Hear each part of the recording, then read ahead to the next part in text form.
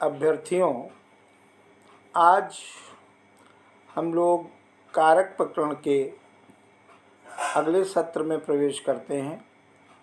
अभी तक 80 क्वेश्चंस का समाधान, उसकी व्याख्या और उस पर विचार किया गया।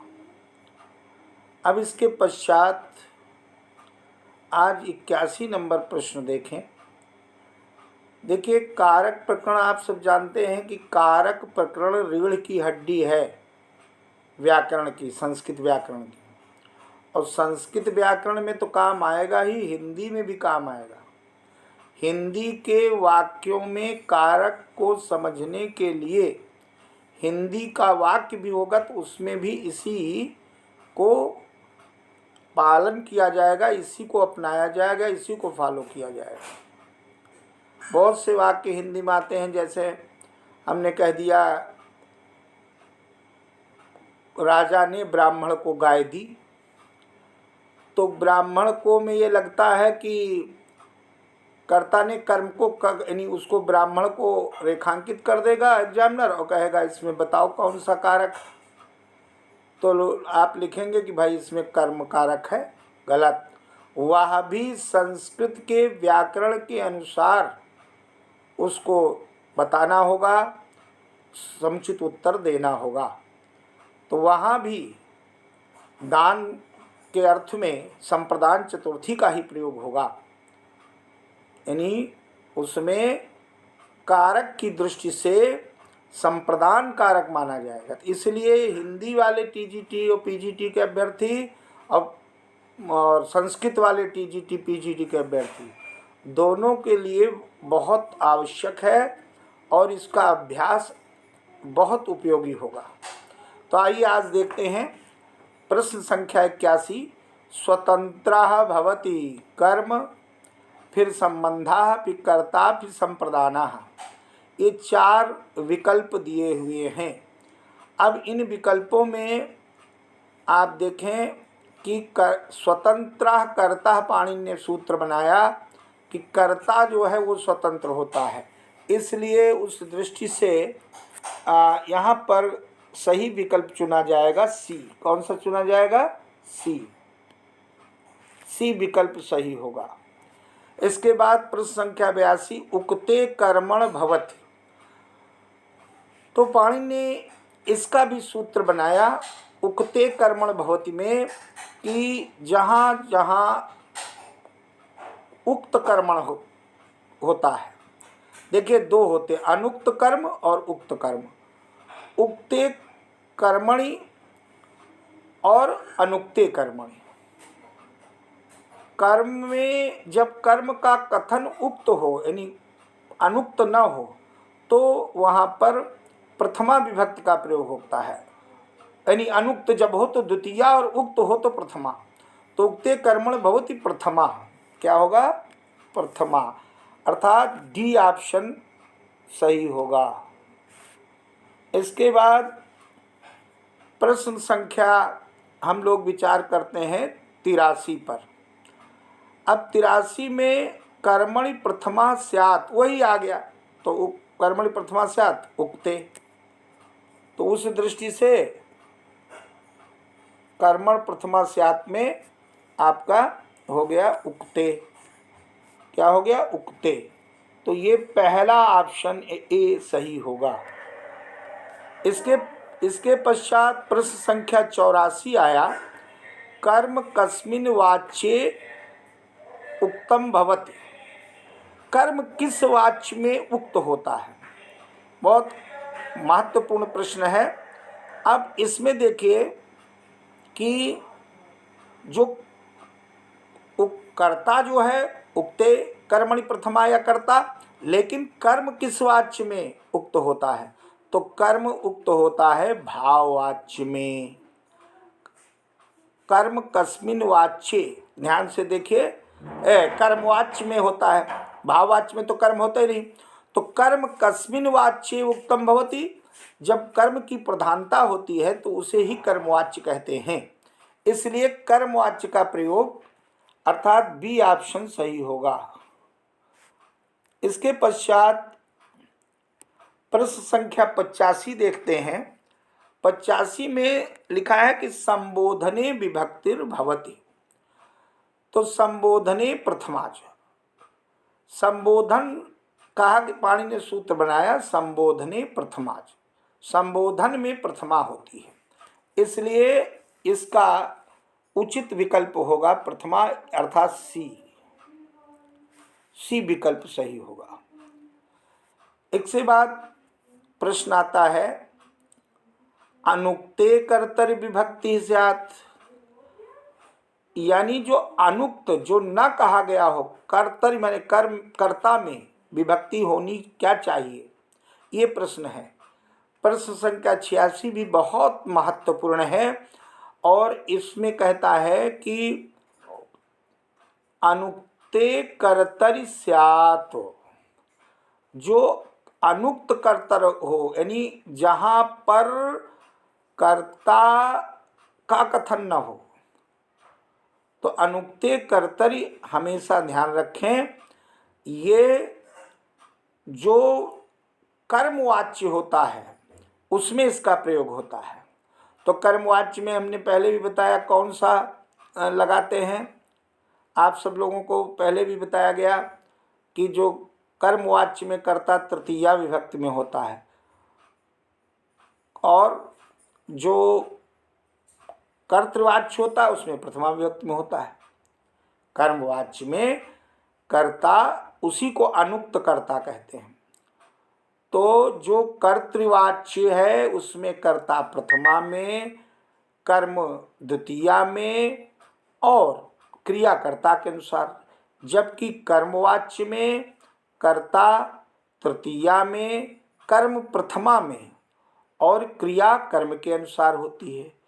भाववाच्य जहाँ तक सवाल है, भाववाच्य में कर्म नहीं होता तो लेकिन और विधान जो है कर्ता तृतीया में ही होता है और उसके हिसाब से ही उसमें क्रिया का प्रयोग होता है।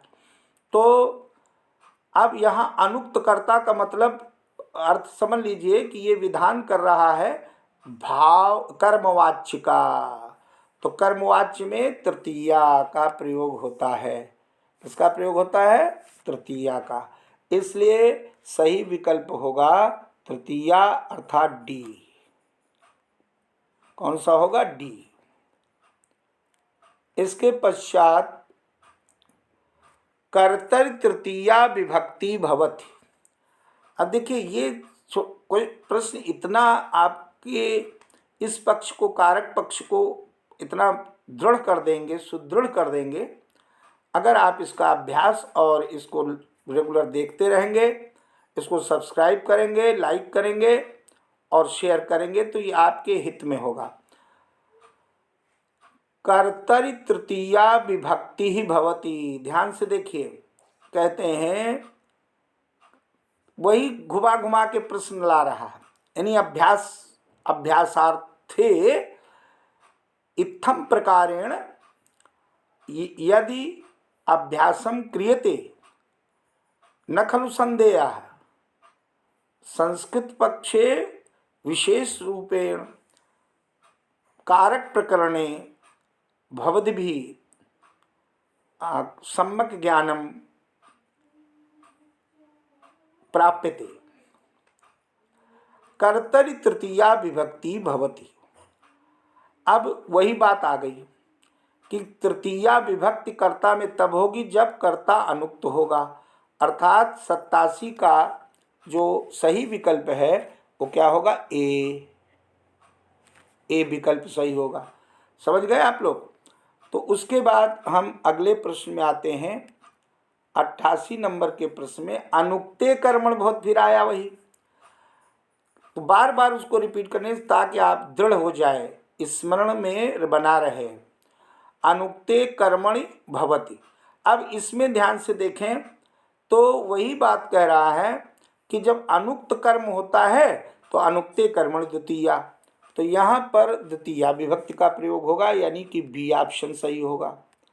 इसके पश्चात कर्मणि द्वितीया विभक्ति भवति। कर्म में द्वितीया विभक्ति होती है, तो किस में होती है? अभी आपने उसको देखा प्रकारांतर से फिर उसी को कहा, तो जो अनुक्त कर्म होता है उसी में द्वितीया होती है। तो इसलिए 89 का ऑप्शन होगा सी। इसके पश्चात प्रश्न संख्या 90 पे आते हैं हम लोग, और ध्यान से देखिए, केन कारकम उक्तम न भवति। 4 ऑप्शन है, धातुना, शब्देन, सुबंतेन और उपसर्गेण। बहुत महत्वपूर्ण प्रश्न है, ध्यान से देखिएगा। कहता है केन कारकम उक्तम, किसके साथ कारक का उक्त नहीं होता। धातु में कारक लग जाएगा, शब्देन लग जाएगा, सुबंतेन ये तो प्रत्यय ही है, लेकिन उपसर्ग के साथ उसका कोई संबंध नहीं होता। इसलिए इसका उचित ऑप्शन विकल्प होगा उपसर्गेण, यानी डी। क्या होगा? डी। अब ध्यान से आप लोग इसको समझ लीजिए, और इसके बाद हम आगे बढ़ते हैं। प्रश्न संख्या 91, कर्म विधायकम विधि सूत्रम किम। देखिए, विधि सूत्र, अधिकार सूत्र, और ये जो विधि माने जो नियम बताए, अधिकार सूत्र नियम नहीं बताता, वो केवल बताता कि इसका भी अधिकार हो सकता है। विधि सूत्र डायरेक्ट विधान बताता है।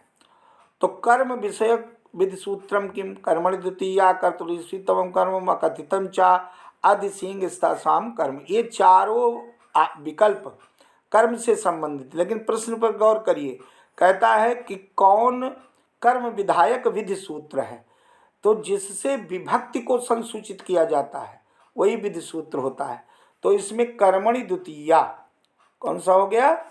कर्मणि द्वितीया, यानी कि ए होगा सही विकल्प। इसके बाद आया कर्तुः क्रियया आप्तुम इष्टतमम कारकः किम संज्ञम स्यात्। तो जो कर्ता का क्रिया के द्वारा उसको प्राप्त करने के लिए इष्टतम कारक क्या होता है, थोड़ा सा इसको आप समझ लें कि कर्ता का क्रिया के द्वारा जो इष्टतम होता, जैसे साधक तमम कर्मम है, तो जो कर्तुरीप्सित तमम कर्मम है, तो कर्तुरीप्सित तमम कर्मम की व्याख्या क्या होती है कि कर्ता क्रिया के द्वारा जो उसको सबसे ज़्यादा इष्टतम है, अभीष्ट है, अभीप्सितम है, उसकी कर्म संज्ञा होती है कर्तुरीप्सित तमम कर्म से। तो यहाँ पर कौन सा ऑप्शन होगा? बी ऑप्शन होगा।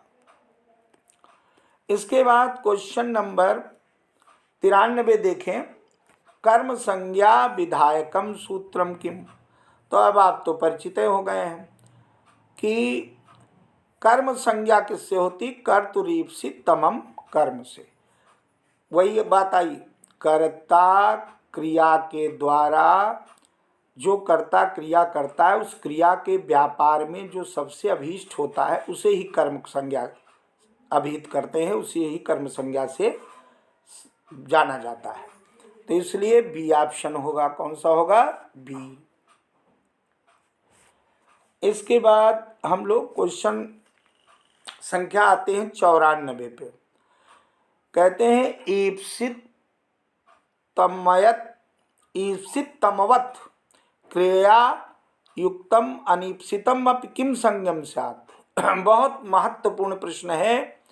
कहते हैं ईप्सित तमम क्रियया, अब वही चीज व्याख्या कर दिया। ईप्सित तम, जो ईप्सित तम है यानी सबसे ज्यादा प्रिय है, अभीष्ट है, उसके समान क्रिया के द्वारा युक्त अनीप्सितम किम संज्ञम स्यात्। तो वहां पर आप देखिए कि जो कर्म संज्ञा है ईप्सित तमवत क्रिया के द्वारा, अयुक्त क्रियया कहता है युक्तम अनीप्सितम अपि, क्रिया के द्वारा जिसका विधान है और उसको अनीप्सित भी कहा, तो उसकी क्या संज्ञा होती? तो जाहिर है वही बात घुमा के कह रहा है, प्रश्न को बदल दिया राउंड अबाउट वे में। तो यहाँ पर भी वही कर्म संज्ञा क्या होगा? कर्म संज्ञा। और इस प्रकार से कर्म संज्ञा होगा, कर्म संज्ञा होगी। और इसके पश्चात फिर जो है क्वेश्चन अगला आता है, अपादानादि विशेषैर, ध्यान से देखें,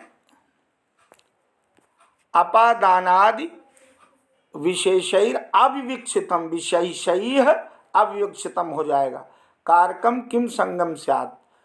तो ऐसी स्थिति में जो दिया है कि अपादान आदि विशेष की विवक्षा न हो, अविवक्षित कारक हो, तो एक सूत्र है जिसको हम लोग कहते हैं अकथितम च।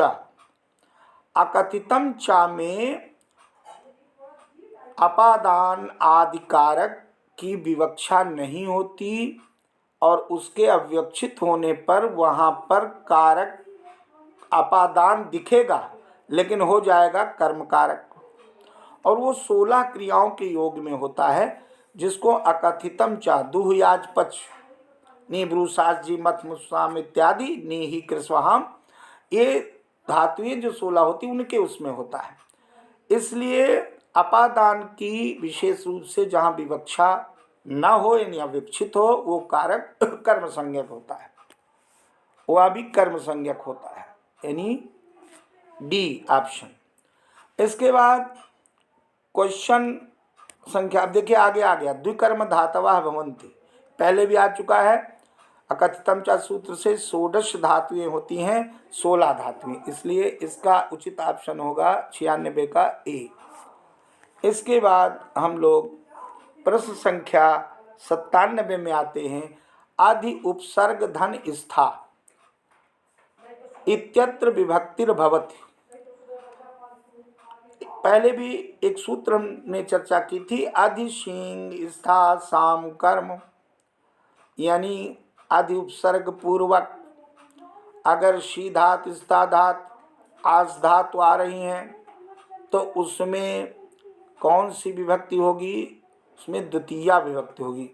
जहाँ आदि उपसर्ग लगा होगा सी धातु से पहले, स्था धातु से पहले या आस धातु से पहले, जैसे हम कहें राजा सिंहासने अध्यास्ते तो गलत हो जाएगा, आधार में कर्म का प्रयोग होगा यानी द्वितीय विभक्ति का होगा, आदि उपसर्ग है तो बनेगा राजा सिंहासनम अध्यास्ते, या वह पलंग पर सोता है, तो वैसे तो दिख रहा है, अगर हम ऐसे बनाएंगे तो हो जाएगा सीधे सीधे सह पर्यंके शेते, लेकिन जब आदि उपसर्ग का प्रयोग करेंगे तो हम कहेंगे सह पर्यंकम अधिशेते, यानी पर्यंकम में द्वितीया, इसलिए यहाँ पर द्वितीया विभक्ति का प्रयोग होगा, यानी ऑप्शन होगा बी। कौन सा ऑप्शन होगा? बी। इसके पश्चात क्वेश्चन संख्या 98 देखें, द्विकर्मक धातुर नास्ति।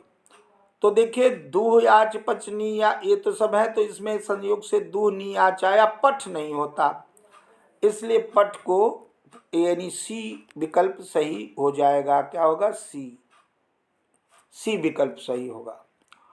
उसके बाद द्वितीया विभक्ति न भवति, तो देखिए उभयता अधोअधा अध्यधि अनु अनुयोगे, ये प्रश्न आया। अब जरा ध्यान से देखें कि इसमें जो है कि उभयता सर्वतसोह दिग, ये पाणिनि का सूत्र है, दिग उभयता सर्वस्व दिग पर्यादिश, तो वहाँ पर उभयता और सर्वस्व अधोअधा अध्यधि दिग पर्यादिश सूत्र जो है, उस सूत्र से उभयता अधोअधा अध्यधि आ गया, अनु अनुयोगे ये से मैच नहीं कर रहा, इसलिए द्वितीय विभक्ति अनु अनुयोगे अर्थात डी गलत है, ऑप्शन इसी को चुनेंगे, अनु अनुयोगे। इसके पश्चात आज के सत्र का अंतिम प्रश्न है, समया इत्यत्र योगे विभक्तिर्भवति। तो सूत्र है कि अभिता परिता समया निक्षा हा प्रतियोगे अपि, तो उसमें भी समया शब्द या समया निकट के अर्थ में आता है, तो द्वितीय विभक्ति का प्रयोग होता है, इसलिए यहाँ पर द्वितीय विभक्ति का यानी ए विकल्प चुनेंगे। इस प्रकार से प्रिय अभ्यर्थियों, टीजीटी पीजीटी वाले जो संस्कृत हिंदी से करना चाहते हैं, इसका सतत अभ्यास करें, इसको सब्सक्राइब करें, लाइक करें और ज़्यादा से ज़्यादा शेयर करें, तो इससे आपका बहुत लाभ होगा।